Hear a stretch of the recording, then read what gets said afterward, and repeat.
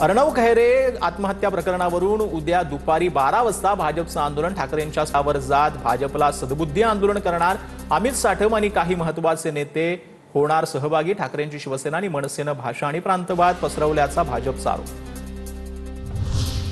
मुंडवा जमीन गैरव्यवहार प्रकरणी निलंबित तहसीलदार सूर्यकांत येवलेंची पोलिसांकडून चौकशी। पार्थ पवारांचं पुण्यातील जमीन गैरव्यवहार प्रकरणी शीतल तेजवानींची आर्थिक गुन्हे शाखेकडून 6 तास चौकशी। तर पॉवर ऑफ अटर्नी देणाऱ्या 275 शेतकऱ्यांना नोटीस, 10 जणांचे जबाब नोंदवले।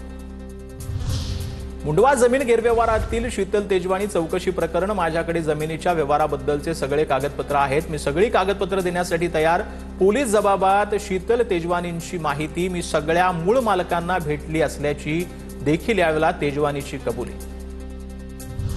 गुजरातमधले बिबटे महाराष्ट्राच्या सीमेवर आणून सोडले आहेत, खासदार निलेश लंकेंचा दावा। गुजरात महाराष्ट्र सीमारेषेवर असलेल्या सापुतारा या भागात हे बिबटे सोडले जातात। या भागातून बिबटे महाराष्ट्रामध्ये प्रवेश करत असल्याचा दावा। लाडकी बहीण योजनेचा फायदा घेतलेल्या शासकीय महिला कर्मचाऱ्यांवर कारवाई होणार। लाभ घेणाऱ्या शासकीय महिला कर्मचाऱ्यांची संख्या कमी प्रमाणात, त्यांच्यावर शिस्तभंगाची कारवाई होणार।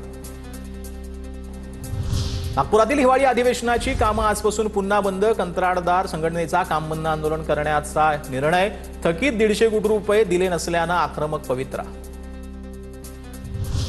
पुण्यात पोलिसांनी अंधेकर टोळीची धिंड काढली। नानापेठ आणि गणेशपेठ परिसरातून गुंड कृष्णा अभिषेक आणि शिवराज अंधेकरची धिंड काढण्यात आली। माजी नगरसेवक वनराज अंधेकर यांच्या हत्येनंतर अंधेकर टोळीनं जवळपास 3 खून केलेत।